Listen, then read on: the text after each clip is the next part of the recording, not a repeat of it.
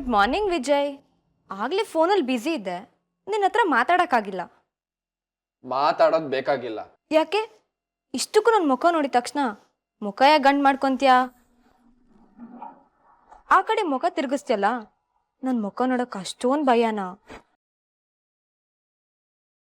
ಏಯ್, ನನಗೇನಕ್ಕೆ ಹೆದರ್ಕೆ? ಇಷ್ಟಕ್ಕೂ ನಿನಗೆ ನನ್ನ ಹತ್ರ ಏನ್ ಕೆಲ್ಸ? ಮಾತಾಡ್ಸಿ ರೊಚ್ಚುಗೆ ಬಿಡಿಸಿ ನನ್ನ ಹತ್ರ ಉಗಿಸ್ಕೊಳಕ್ ಆಸೆನಾ? ಇಲ್ಲ ಅಪ್ಪ. ಮತ್ತೇನಕ್ ಮಾತಾಡ್ಸಿದ್ಯಾ? ಉತ್ತರ ಕೊಡ್ಬೇಕಲ್ವಾ? ರಾತ್ರಿ ನೀನ್ ಕುಡ್ದು ಬಂದು ಏನೇನೋ ಒದ್ರುದೆ. ಆಗ ನಾನು ನಿಂಗೆ ಉತ್ತರ ಕೊಟ್ಟಿದ್ದಿದ್ರೆ ನಿನ್ ತಲೆಗೆಲ್ಲೇ ಇರ್ತಿತ್ತು? ಅದಕ್ಕೆ ಈಗ ಉತ್ತರ ಕೊಡಕ್ ಬಂದಿದ್ದೀನಿ. ಕೊಡ್ಬೇಕಾಗಿರೋದನ್ನ ಬಾಕಿ ಉಳ್ಸ್ಕೊಳ್ಳೋ ಅಭ್ಯಾಸ ನನಗಿಲ್ಲ. ಕೊಡದೇ ಇದ್ರೆ ಯಾವ್ದೇ ವ್ಯವಹಾರ ಚುಕ್ತ ಆಗಲ್ಲ. ಏಯ್,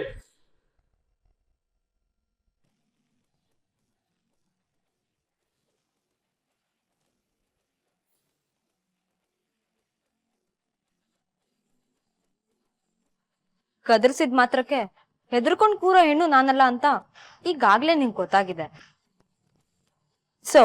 ಸುಮ್ನೆ ಇರು.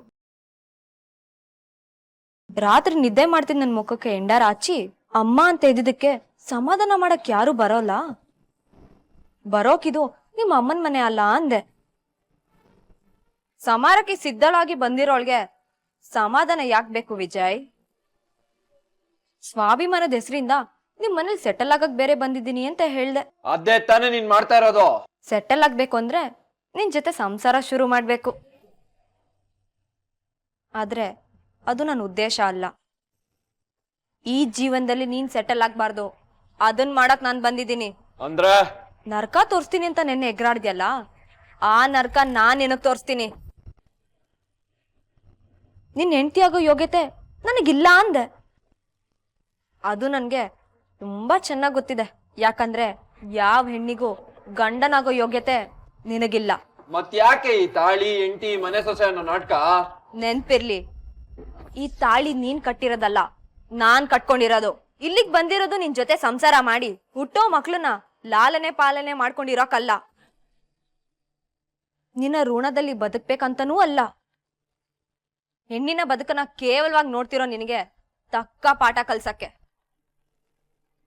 ನೀನೇ ಆದರ್ಶ ಅಂತ ನಡೀತಿರೋ ನಿನ್ನಂತ ಗುಂಪಿಗೆ ನಿಜವಾದ ಜೀವನ ದರ್ಶನ ತೋರ್ಸಕ್ಕೆ. ಮಾಡ್ತಿರೋ ತಪ್ಪನೆ ಸರಿ ಅನ್ಕೊಂಡ್ ಮೆರಿತಿರೋ ನಿನಗೆ ಅದನ್ನ ನೋಡಿ ಈ ಸಮಾಜದಲ್ಲಿ ಯಾರಾದ್ರೂ ಬೇರೆಯವರು ಒಂದ್ ಹೆಣ್ಣನ್ನ ಕೆಣಕಕ್ಕೆ ಹೆದರ್ಬೇಕು. ಹಾಗ್ ಮಾಡ್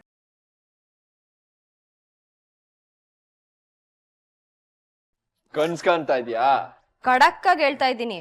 ಅಯ್ಯೋ ನನ್ನಿಂದ ತಪ್ಪಾಯ್ತು, ನಿನ್ನ ತಡವಿಕೊಂಡು ತಪ್ಪು ಮಾಡ್ಬಿಟ್ಟೆ, ಒದ್ದಾಡ್ತಾ ಇದ್ದೀನಿ, ನನ್ನ ಕ್ಷಮಿಸು ಅಂತ ಎಲ್ರೂ ಮುಂದೆ ನಿನ್ನನ್ನ ನೀನು ಬದಲಾಯಿಸ್ಕೊಂಡು ನನ್ ಕಾಲಿಗೆ ಬೀಳ್ಬೇಕು.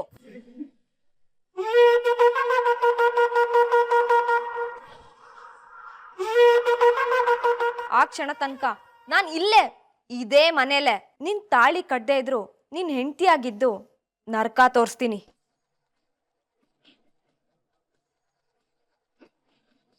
ಆಯ್ತಾ ಮರಿ?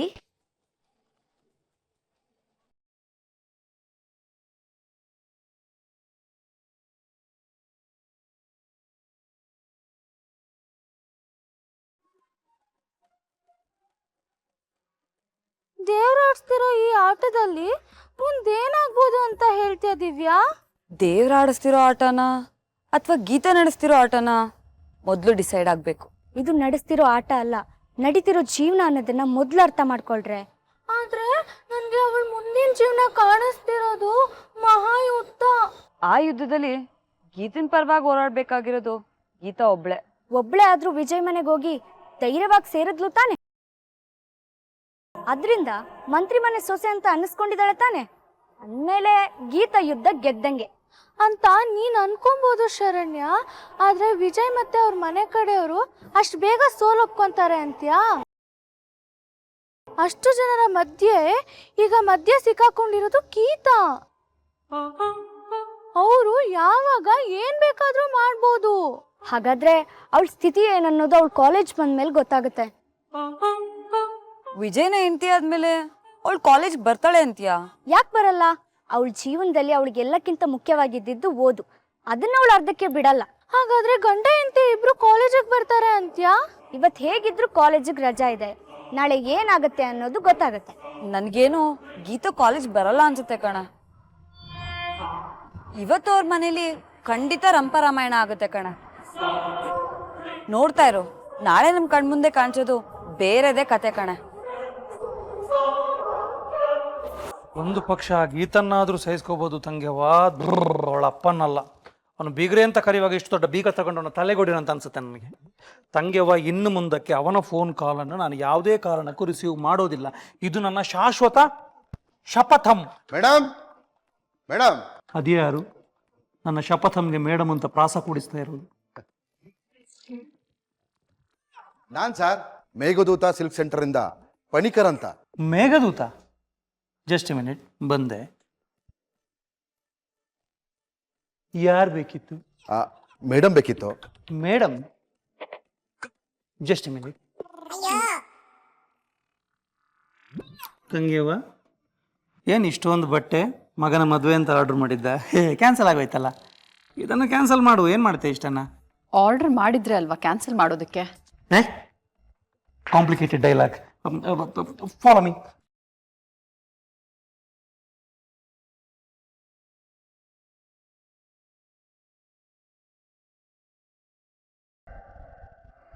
ಯಾರೇ ನೀವು? ಸರ್, ಮೇಡಮ್ಗೆ ಈ ಬಟ್ಟೆ ಕೊಡಬೇಕಾಗಿತ್ತು. ಬಂದ್ರಲ್ಲ.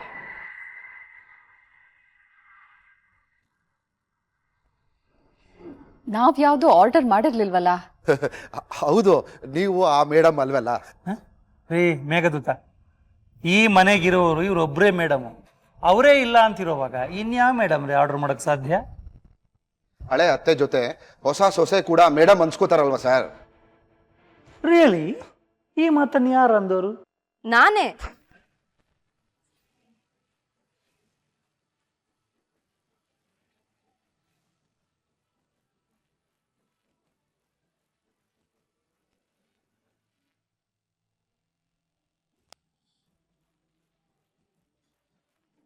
ನಾನೇ ತಾರಣ್ಣ ಅಂಕಲ್.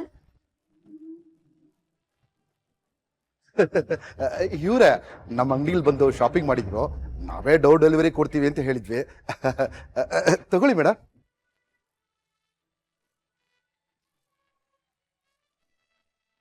ಥ್ಯಾಂಕ್ಸ್. ಪಾಪ ನಿಮ್ ಸೀರೆನ ಎಷ್ಟ್ ದಿವಸ ಅಂತ ಉಡೋದು, ಅದಕ್ಕೆ ನಿಮ್ ಮಗರಾಯನ ಹತ್ರ ಕೊಡ್ಸಿ ಅಂತ ಕೇಳ್ದೆ. ಪಾಪ ಅವ್ರವ್ರ ಫ್ರೆಂಡ್ಸ್ ಜೊತೆ ಬ್ಯುಸಿ ಇದ್ರು, ಆಗಲ್ಲ ಅಂದ್ರು. ಅದಕ್ಕೆ ನಾನೇ ಆರ್ಡರ್ ಮಾಡಿ ಬಂದೆ. ನನ್ನ ಕೆಲಸ ನಾನು ಮಾಡಿದ್ದಾಯ್ತು. ಇನ್ನು ನೀವು ಬಿಲ್ ಕ್ಲಿಯರ್ ಮಾಡಿದ್ರೆ ನಾನು ಹೊರಡ್ತೀನಿ. ಎಷ್ಟು? ಏನ್ ಸರ್ ಹೀಗೆ ಕೇಳ್ತೀರಾ? ಪರವಾಗಿಲ್ಲ, ಹೇಳಿ. ಇವತ್ತೆ 3,20,000. 3,20,000? ಸ್ವಲ್ಪ ಹೆಚ್ಚಾಯ್ತು ಅಂತ ನನಗೂ ಅನ್ಸ್ತು ಅತ್ತೆ. ಆದ್ರೆ ನಿಮ್ ಲೆವೆಲ್ ನೋಡ್ಬೇಕಲ್ವಾ, ನಿಮ್ ಪ್ರೆಸ್ಟಿಗ್ ತಕ್ಕಾಗೆ ಬದುಕ್ಬೇಕಲ್ವಾ. ಬಂದೋರ್ ಮುಂದೆ ನಿಮ್ ಸೊಸೆ ಅನ್ಸ್ಕೋಬೇಕಲ್ವಾ. ಬಟ್ಟೆ ನೋಡಿ ಮಟ್ಟ ಅಳಿಯ ಜನರು ಮಧ್ಯೆ ಇರೋರು ನೀವು, ನಿಮ್ಗಳ ಮಧ್ಯೆ ಇರ್ಬೇಕಾದವಳು ನಾನು. ಅದಕ್ಕೆ ದುಡ್ಡು ಸ್ವಲ್ಪ ಜಾಸ್ತಿ ಆಯ್ತು. ಅತ್ತೆ, ನಾನ್ ನಿಮ್ ಮಗರಾಯನ ಹತ್ರ ದುಡ್ಡು ಕೇಳಿಲ್ಲ. ಯಾಕೇಳಿ? ಅವ್ರಿಗೂ ದುಡ್ಡು ಕೊಡೋದು ನೀವೇ ಅಲ್ವಾ ಅತ್ತೆ?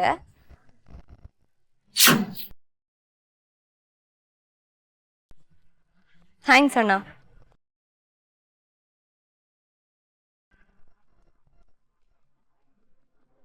ಲೇ ನಿನ್ನ ವಿಜಯ್ ನಿಂತ್ಕೋ. ಏನ್ ಮಾಡ್ಬೇಕು ಹೇಳಮ್ಮ? ಮಾಮನ್ ಹತ್ರ ದುಡ್ಡಿಸ್ಕೊಂಡು ಬಿಲ್ ಕ್ಲಿಯರ್ ಮಾಡಿ ಕಳ್ಸು. ಅಲ್ಲ ತಂಗಿ ಬಾ. ಬಿಲ್ ಕ್ಲಿಯರ್ ಮಾಡಿ ಕಳ್ಸು ಅಂದೆ.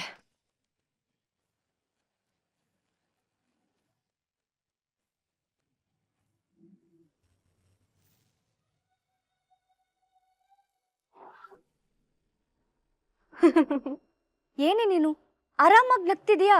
ಶರಣ್ಯ, ನಗು ಅನ್ನೋದು ಆ ದೇವ್ರು ಎಲ್ರಿಗೂ ಕೊಟ್ಟಿರೋ ಶಾಶ್ವತವಾದ ಸ್ವತ್ತು. ಸಂದರ್ಭ ಸಮಸ್ಯೆ ಕೊಡ್ತದನ್ನ ಮಾತ್ರಕ್ಕೆ ನಮ್ ಸ್ವತ್ತನ್ನ ನಾವ್ಯಾಕೆ ಕಳ್ಕೊಬೇಕು ಹೇಳು? ಲೇ ಗೀತಾ, ನಿನ್ನ ಫಿಲಾಸಫಿ ಡೈಲಾಗ್ನ ನಿಲ್ಸೆ. ಮದ್ವೆ ಹೆಣ್ಣಿನ ಗೆಟಪ್ ಅಲ್ಲಿ ನೀನ್ ಆ ಮನೆಗೆ ಹೋದಾಗ ಎಲ್ಲ ಕಡೆ ನೀನ್ ಆ ಮನೆ ಸೊಸೆ ಅನ್ನೋದೇ ಸುದ್ದಿ. ಹೌದು, ನಾನ್ ಈ ಮನೆ ಸೊಸೆನೆ. ಅದ್ರಲ್ಲಿ ಯಾಕೆ ಅನುಮಾನ? ಅಲ್ವೇ? ವಿಜಯ್ ಬೆಂಕಿ ತಾನೆ, ಆ ಬೆಂಕಿಯಿಂದ ದೂರ ಇದ್ರೆ ಒಳ್ಳೆ ತಾನೆ. ಅದ್ ಬಿಟ್ಟು ಅದೇ ಬೆಂಕಿನ ತಪ್ಕೋತಿ ಅಂದ್ರೆ ನಿನಗ್ ತಲೆ ಕೆಟ್ಟಿದೆ ಅಂತ ತಾನೆ. ಇಡೀ ಜಗತ್ತೇ ನನ್ನ ಪಾಲಿಗೆ ಕೆಟ್ಟು ನಿಂತಿತ್ತು ಶರಣ್ಯ. ಒಟ್ಟೊಟ್ಟಿಗೆ ಎಲ್ಲವನ್ನೂ ಸರಿ ಮಾಡ್ಬೇಕಿತ್ತು. ಅದಕ್ಕೆ ನನ್ಗಿದ್ದ ದಾರಿ ಇದೊಂದೇ. ಆ ಮನೆ ಸೊಸೆ ಆಗದಾ? ಹೌದು. ವಿಡಿಯೋ ನೋಡಿ ಪ್ರತಿಯೊಬ್ರು ನನ್ನ ಮಾನದ ಬಗ್ಗೆ ಚೀಪಾಗಿ ಮಾತಾಡೋರು. ಬಲಿಯಾಗದ ನನ್ನ ಮಾನ ಸಮಾಜದ ಬಾಯಲ್ಲಿ 1000 ಸತಿ ಬಲಿಯಾಗಿರೋದು. ಅದನ್ನ ತಡಿಬೇಕಾಗಿತ್ತು. ಇನ್ನೊಂದ್ ಕಡೆ ಎತ್ತೋರ್ ಮರ್ಯಾದೆ ಕಾಪಾಡೋದು ನನ್ನ ಕರ್ತವ್ಯ ಆಗಿತ್ತು. ನನ್ನ ಮನೆ ಈಚೆ ಹಾಕಿತ್ತು. ನನಗೂ ಒಂದು ಮರ್ಯಾದೆ ನೆಲೆ ಬೇಕಿತ್ತು. ಅದಕ್ಕೆ ನಾನು ಇಲ್ಲಿಗೆ ಬರ್ಲೇಬೇಕಿತ್ತು. ಹಾಗಾದ್ರೆ ನೀನ್ ವಿಜಯ್ ಹೆಂಡತಿಯಾಗಿ ಅವ್ನ ಮನೇಲಿ ಸೆಟ್ಲ್ ಆಗ್ಬಿಡ್ತೀಯ ಗೀತಾ? ಆ ಮನೇಲಿ ಅವ್ನ್ ಸುಮ್ನೆ ಬಿಡ್ತಾನಾ? ನಿನಗ್ ಭಯ ಆಗ್ತಿಲ್ವಾ ಗೀತಾ? ಭಯ ಖಂಡಿತವಾಗ್ಲೂ ಆಗ್ತಿದೆ. ಕುರುಕ್ಷೇತ್ರದ ಯುದ್ಧದಲ್ಲಿ ಕೌರವರ ಸೈನ್ಯ ಅದರಲ್ಲಿದ್ದ ಮಹಾಮೈಮರನ್ನ ಕಂಡು ಒಂದು ಕ್ಷಣ ಅರ್ಜುನ ಎದುರಿದ್ದ. ಕೃಷ್ಣ ನನಗ್ ಭಯ ಆಗ್ತಿದೆ, ಮನ್ಸಲ್ಲಿದ್ದ ವಿಶ್ವಾಸ ಸೋಲ್ತಿದೆ ಅಂತಿದ್ನಂತೆ. ಅದಕ್ಕೆ ಕೃಷ್ಣ ಭಯ ಅನ್ನೋದು ಸದಾಕಾಲ ನಿಂಗೆ ಎಚ್ಚರ ಇರೋ ಹಾಗೆ ಮಾಡುತ್ತೆ ಅನ್ನಂತೆ. ಅತಿಯಾದ ವಿಶ್ವಾಸ ನಿನ್ನನ್ನ ಸೋಲ್ಸುತ್ತೆ. ಭಯ ಯಾವತ್ತು ನಮ್ಮನ್ನ ಕಾಪಾಡ್ಕೊಳ್ಳೋ ಗುಣ. ಅದೇ ಇರೋ ಬುದ್ಧಿನ ಎಚ್ಚರ ಮಾಡೋ ಗ್ಲೂಕೋಸ್ ಅನ್ನಂತೆ. ಅದನ್ನೇ, ಆ ಭಯನೇ ನಾನು ನಂಬಿದ್ದೀನಿ. ಆದ್ರೆ ವಿಜಯ್ ನಿನ್ ಜೊತೆ ಬದುಕ್ತಾನ? ಮನ್ಸಾರಿ ನಿನ್ನ ನೊಪ್ಕೋತಾನ? ನಾನ್ ಬಂದಿರೋದು ವಿಜಯ್ ಒಪ್ಗೆಗಲ್ಲ. ತಪ್ಪು ಅನ್ನೋದು ನನ್ ಮೇಲೆ ತಪ್ಪಾಗಿ ನನ್ ಭವಿಷ್ಯನ ತುಳಿಬಾರ್ದು ಅಂತ. ನೀನ್ ಆ ಮನೇಲಿ ಇದ್ಯಾ ಅಂದ್ರೆ ಅದಕ್ಕೊಂದು ಉದ್ದೇಶ ಇರ್ಬೇಕು ತಾನೆ. ಅದೇನು? ಉದ್ದೇಶ ಸ್ಪಷ್ಟವಾಗಿತ್ತು, ಅದು ಮುಗೀತು. ಈಗಿರೋದು ನನ್ ಭವಿಷ್ಯ. ಅದಕ್ಕೆ ನಾನು ಇಲ್ಲೇನ್ ಮಾಡ್ಬೇಕು, ಹೇಗಿರ್ಬೇಕು ಅನ್ನೋ ದಾರಿ ನನಗ್ ಸ್ಪಷ್ಟವಾಗಿದೆ. ನನ್ನ ಪ್ರಯಾಣ ಅದ್ರ ಕಡೆ ಇರುತ್ತೆ. ಅದನ್ನೇ ಕೇಳ್ತಿರೋದ್ ಗೀತಾ. ಏನ್ ಮಾಡ್ತೀಯಾ? ಮಾಡ್ತಾ ಹೋಗ್ತೀನಿ. ಹೇಗ್ ಮಾಡ್ತೀನಿ, ಏನ್ ಮಾಡ್ತೀನಿ, ಏನ್ ಸಾಧಿಸ್ತೀನಿ ಅನ್ನೋದು ಸಮಯ ಸಂದರ್ಭ ಬಂದಾಗ ನಿಮ್ಗೆ ಗೊತ್ತಾಗುತ್ತೆ. ಶುಭರಾತ್ರಿ. ಸರಿ ಗೀತಾ.